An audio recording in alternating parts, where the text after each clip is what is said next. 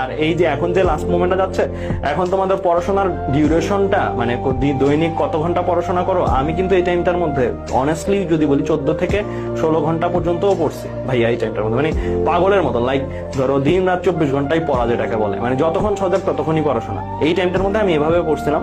এই টাইমটা কিন্তু খুবই ক্রুশাল। এর জন্য আমি বলবো যে এখন গাইডলাইন বা মোটিভেশন নিজেই তৈরি করতে হবে, নিজেই গাইডলাইন বা মোটিভেশন তৈরি করে 14 থেকে 16 ঘন্টা পড়ার একটা মানে টাস্ক বা চ্যালেঞ্জ নিতে হবে আর কি। মানে যতক্ষণ সজাগ ততক্ষণই পড়তেছো, খাইতেছো, পড়তেছো, ঘুমাইতেছো, দ্যাটস ইট। এরই তোমার লাইফ, অ্যান্ড এর বাইরে আর কিছু না। সো এইভাবে একটু নিজেকে তৈরি করো। মডেল টেস্ট দিলেও যে বাইরে যাওয়া আসার মধ্যে যত কম সময় ব্যয় করা যায়, কারণ এই টাইমটা খুবই ক্রুশাল। এই টাইমের এক একটা সেকেন্ড, আমি তোমাদেরকে একটা পোস্টের মাধ্যমে বলছি, এই টাইমের এক একটা সেকেন্ড অন্য সকল টাইমের 2 ঘন্টা 3 ঘন্টার চেয়েও দামি এই টাইমের একটা সেকেন্ড। সো এই জন্য আমি বলবো ভাইয়া বেশি সময় নিবো না, কারণ এখন যে টাইমটা, এই টাইমটা মোটিভেশন শোনার জন্য আসলে পারফেক্ট টাইম না।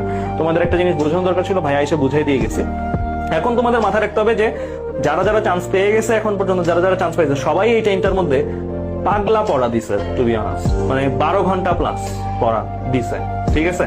সো এই টাইপের জিনিসগুলো যেহেতু তারা করে আসছেন, তারা দ্যাটস ওয়াই চান্স পাইছে। সো তোমারও এটার ব্যতিক্রম হয়ে তুমি চান্স পাওয়াটা এক্সপেক্ট করো না। সো তুমি এই টাইমটার মধ্যে বেস্ট টাইম, মানে টাইমটা যত ক্যাশ করা যায়, ক্যাশ করা মিন্স যত ইউটিলাইজ করা যায়। সো এতটুকুই বলবো ভাইয়া। আর তুমি চাপ নিও না, পরীক্ষা হলে চাপ নিও না, প্রস্তুতিতে সর্বোচ্চ দাও। আমি তো বললাম প্রস্তুতি 14 ঘন্টা 16 ঘন্টা করে প্রস্তুতি নাও, এটাতে মাপ দিবা না। কিন্তু তুমি ওই যে ওইটা যে হইলে হবে না হইলে নাই, এরকম একটা কুল ভাইবে থাকো, যে কুল থাকো আর কি নিজে একটু, যে ঠিক আছে দিলাম আর কি পরীক্ষা, হবে যেটা হওয়ার হবে। সো এটাই। আর